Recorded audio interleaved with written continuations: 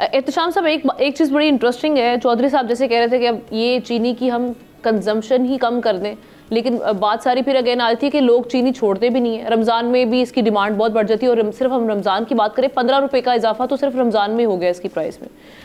लोग भी छोड़ नहीं रहे, और हुकूमत में बैठे हुए जो शख्सियात हैं उनके अपने चीनी के कारोबार भी हैं, ये शुगर मिल्स भी हैं, वो हम अच्छे से जानते हैं। तो ऊपर से नीचे तक आवे का आवा बिगड़ा हुआ है। अब इस सारे सिलसिले में क्या मैकेनिज्म बनाया जाए कि जी जिससे कुछ ना कुछ कंट्रोल आए इस पर? आमना आइडियली तो ये मेरा ख्याल है बड़ी अच्छी तजवीज़ है चौधरी साहब की कि चीनी लोग खाना छोड़ दें या कम कर दें, लेकिन सेहत के लिए अच्छी भी नहीं है। हुकूमतें क्या है नहीं देखे ना, बात है कि हुकूमतें, सो कॉल्ड हुकूमतें भी जो है ना, वहाँ पे भी ऐसा नहीं होता। मेरा ख्याल है बनाना रिपब्लिक में भी ऐसा नहीं होता है।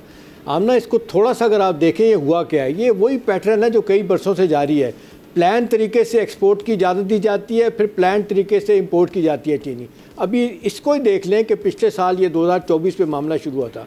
शुगर एडवाइजरी बोर्ड ने कहा कि जी 16 लाख टन अजाफी चीनी पड़ी हुई है, लिहाजा हम कुछ इंपोर्ट करने की इजाज़त देते हैं।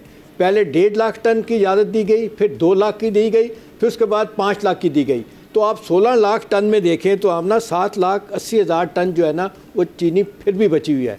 लिहाजा मैं नहीं समझता कि चीनी का कोई बुरान है, ये मसनूई किल्लत पैदा करके की जाती है। अगर आप मुसाबाकती कमीशन जो है, कंपटीशन कमीशन ऑफ पाकिस्तान को आप देख लें, उन्होंने क्या कहा है, उनकी फाइंडिंग ये है कि ये शुगर मिल्स ही ये प्राइस फिक्स करती हैं और यही कंट्रोल करती हैं।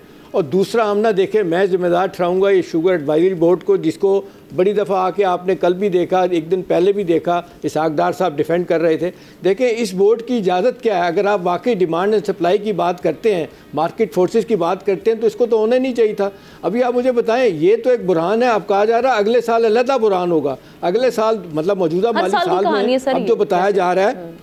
देखिए हम ना वो कह रहे हैं कि 2025 में इस सीज़न में 6.8 मिलियन टन पैदा होने की तवक्को है चीनी की, और 6.7 मिलियन जो है उसकी कंजम्पशन होगी। वो अभी से हमें बताया जा रहा है कि जी ये कमी होगी, लिहाजा इंपोर्ट की जाएगी, फिर एक्सपोर्ट। इस दफ़ा एक्सपोर्ट की गई है, फिर इंपोर्ट की गई। तो मेरा ख्याल है हम ना देखें ये अब वही माफियाज हैं। अभी आप देख लें PTI के ज़माने में क्या हुआ था, जहांगीर तरीन जो आटा माफिया और चीनी माफिया कुछ हुआ, बड़ी तहकीकात हुई, बड़ी जिम्मेदारी ठहराएगी कि किसने क्या किया, कुछ भी नहीं होता।